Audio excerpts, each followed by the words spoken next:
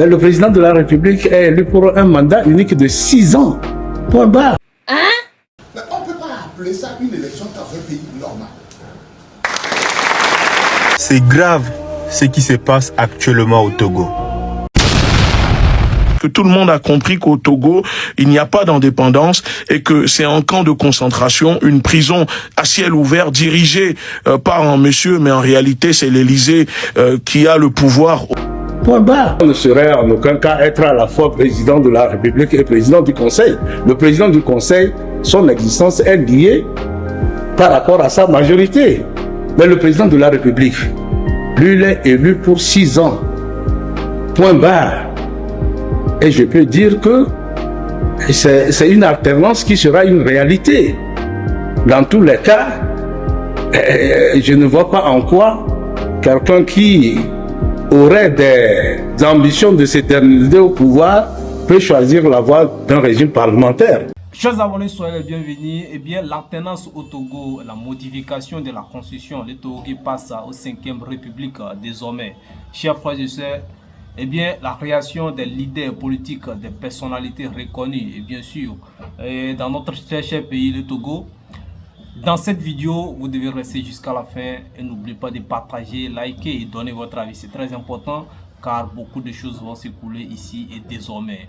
Alors, chers frères et sœurs, sans plus tarder, je vais vous laisser écouter la suite des réactions des personnes politiques et puis d'autres autorités politiques du Togo qui ont réagi selon et puis surtout concernant la situation politique du Togo. Et lorsque les résultats, on a commencé d'abord par les tendances et après les résultats proclamés par la CENI, nous constatons qu'au regard de ce que nous avons vécu en tant que candidat, en tant que chef de parti, ce que nos militants, nos candidats, nos militants ont vécu sur le terrain, nos délégués ont vécu sur le terrain, je vous assure honnêtement que on ne peut pas appeler ça une élection dans un pays normal. Vous êtes des journalistes, vous savez mieux que moi la situation partout. Mais on n'est pas des plaisantins pour venir devant vous et inventer des choses parce que nous avons échoué. Si nous avons participé à des élections et que nous n'avons pas nous-mêmes, par un manque de stratégie, etc., nous n'avons pas su convaincre les électeurs, on comprendra, oui, on n'a pas fait du travail. On se donnera rendez-vous dans quelques années pour mieux faire. Mais lorsque vous allez à des compétitions, vous avez des partenaires en face qui ont les moyens, c'est vrai, on le reconnaît, des moyens d'État, et qui utilisent seulement ces moyens d'État pour gagner, je peux encore comprendre. Mais que ces gens-là qui nous gouvernent, qui doivent éduquer les populations pour l'avenir, qui doivent faire de notre nation une nation élevée, où la conscience est élevée dans les populations, que ces dirigeants choisissent délibérément de demander à leurs militants d'aller partout, violenter les gens, voler, à visage découvert. Mais vous les appelez dirigeants et vous appelez ça des élections. Quand un dirigeant prend le pouvoir, il prend l'engagement de construire une nation, d'élever la nation à un niveau de conscience donné pour que, comparé à d'autres nations, on dise demain, ah, ça c'est une nation qui est en train de naître. Mais lorsque les dirigeants décident d'assombrir tout le monde, d'apprendre aux gens à faire du gangstérisme, à faire de la voyoucratie, mais ils deviennent eux-mêmes des voyous. S'ils se comportent comme ça, ils sont eux-mêmes des voyous. Et lorsque vous regardez ce qui s'est passé sur toute l'étendue du territoire national, est-ce qu'on peut appeler ça une élection? Alors c'est pour ça que nous disons, bon, ils ont proclamé des résultats et ils peuvent dire oui, nous avons gagné, etc. Mais je ne suis pas sûr que ils peuvent s'en glorifier. Parce que ce qui me surprend, moi, tous ceux qui font ça, c'est des pères de famille. Ils ont des enfants. Mais je me demande ce qu'ils disent à leurs enfants à la maison. Je ne sais pas quelle éducation ils donnent à leurs enfants à la maison. Parce que pour une volonté de gagner, mais s'ils sont prêts à tout faire,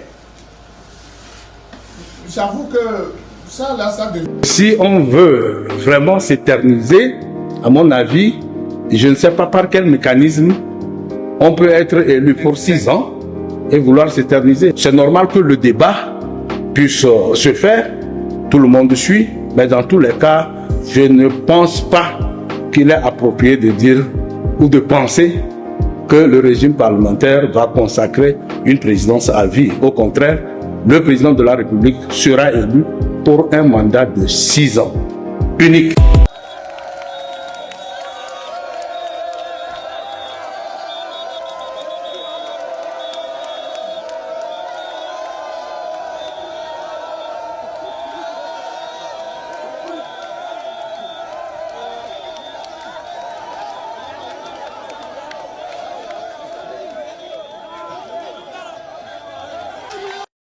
Alors, être informé, c'est très important, tous chers abonnés, tous les Togolais et tous ceux qui sont à l'extérieur ou encore présents au Togo doivent être informés et participer à l'évolution ou bien à réaliser ou bien au développement, à la direction ou bien diriger ou bien tout ce qui est bon pour le pays, notre très cher pays, le Togo. Eh bien, chacun doit donner son avis, chacun doit interpréter, chacun doit intervenir. Donc, pour ce, je vous invite à donner votre avis dans les commentaires. C'est très important. C'est très important. Alors, chers frères et sœurs, à bientôt. Ça devient compliqué. Ça devient compliqué. Et c'est pour ça que nous disons, au regard des analyses, nous avons cité toute une litanie de fraudes. Et je répondais tout à l'heure à la question, aux questions qui nous ont demandé de faire des précisions. On vous donnera les précisions. Mais de gauche, nous disons, nous ne pouvons pas accepter ce qui est proclamé là comme résultat d'une élection normale. C'est pour ça que nous disons qu'il n'y a pas eu d'élection. Ça, nous on vous le dit de manière sincère et honnête. Et ça, c'est ce qu'on peut dire. Alors, vous nous demandez si nous allons, on nous a donné un siège. Est-ce que nous refusons de prendre ce siège? Non. C'est-à-dire que la décision allant dans ce sens ou non, mais ce n'est pas le FDSE qui la prendra. Nous allons nous concerter avec les autres pour savoir qu'est-ce que nous faisons. Donc cette décision-là, ça va être une décision de toute l'opposition, dans son ensemble, pour savoir qu'est-ce que nous faisons de ce qu'ils nous ont attribué comme résultat. Voilà, moi c'est ce que je peux vous dire en attendant. Voilà. Est-ce que nous allons faire des recours? Ça, c'est revenu dans plusieurs questions, d'autres questions aussi, nous allons faire des recours. C'est-à-dire que ces gars-là, ils ont fait le choix d'humilier. Ils ont fait le choix d'humilier. Non seulement ils ont fait ce qu'ils doivent faire pour qu'on nous perçoive comme une opposition inexistante, et en même temps, parce que ce que moi j'ai vu de la CENI, de notre CENI là qui dit avoir organisé les élections et qui dit être une CENI indépendante entre guillemets, je ne sais pas ce que les autres institutions de la République impliquées dans cette élection feront mieux. On se pose la question. C'est vrai que nous-mêmes on est en train de s'interroger, est-ce qu'on doit faire des recours? Oui, le recours peut-être qui est le plus normal à faire, c'est l'absence de logo sur la liste des élections. Et ça aussi une question, quelqu'un me l'a demandé. Mais lorsque nous avons constaté au moment de la pré-campagne que les spécimens de bulletins qu'on nous a distribués, notre logo ne figure pas sur les listes des régionales dans la veille, nous avons fait des démarches au niveau de la CENI. Les candidats eux-mêmes sont allés plusieurs fois à la CENI. Il n'y a pas de résultat. Mais le parti a pris la peine de saisir la Cour constitutionnelle, la Chambre administrative de la Cour suprême, pardon. Jusqu'à la fin, jusqu'au moment où jusqu'au jour du scrutin, mais nous n'avons reçu aucune réponse. Nous n'avons reçu aucune réponse de la Cour suprême que nous avons régulièrement saisie pour lui signaler que oui, sur les spécimens, notre logo n'y figure pas. Alors que notre liste a été validée par la même Cour suprême. Mais comment vous validez notre liste et que notre logo ne se trouve pas sur la liste définitive, sur le spécimen? Faites en sorte que, si c'est une erreur, que cette erreur soit corrigée le jour du vote. Elle ne nous a pas répondu, ou la Cour ne nous a pas répondu, jusqu'au moment où on constate le jour du scrutin que notre logo n'est pas sur la liste. Alors, donc ça veut dire que nous sommes allés à ces élections-là, mais dans la circonstance de la veille, mais personne n'a voté pour nous parce que notre logo n'y est pas. Voilà, c'est ça l'ambiguïté. Alors, la même Cour constitutionnelle, la même Cour suprême qu'on a saisie, attends, qui ne nous a pas donné de réponse. Alors maintenant, vous la saisissez après le vote. Posez-vous la question, qu'est-ce qu'elle fera? Quelle réponse elle nous apportera? Bon, les gens nous demandent, nous, on le fera pour la forme. Mais je sais que vous le savez mieux que moi, que tous les recours que nous avons faits contre des situations anormales dans ce pays pour des élections truquées, la Cour constitutionnelle et autres ne nous ont jamais donné de réponse. Ils vont aller faire leur verbiage là-bas et vous dire oui, en contenant de ceci, et puis à la fin, dire ah, même s'il y a eu irrégularité, ça. 108 députés, mais bien c'est le nombre qu'a rapporté les partis unis du président Faure et Sosinamia Gnassingbé. Et bien les autres qui restent, c'est pour l'opposition togolaise. Et bien merci. Et bien chers frères et sœurs, comme vous venez de l'écouter, comme vous venez d'entendre les réactions, que ce soit des journalistes, des partisans ou bien les militants du président Faure et Sosinamia Gnassingbé, et d'autres personnalités de l'opposition togolaise qui ont réagi par rapport à la situation. Bien sûr, cette nouvelle constitution du Togo, 5e République, a été bien sûr adoptée, promulguée par le président de la République, Faure et Sosinamia Gnassingbé. Maintenant, qu'est-ce qui va se passer? Et les opposants s'inquiètent pour l'alternance du pouvoir. Est-ce qu'il y aura une alternance avec ce régime des partis unis, bien sûr du président Faure et Sosinamia Gnassingbé? Vous savez très bien, on est pas en train de prendre parti, mais on va vous mettre au bain, vous mettre, vous faire.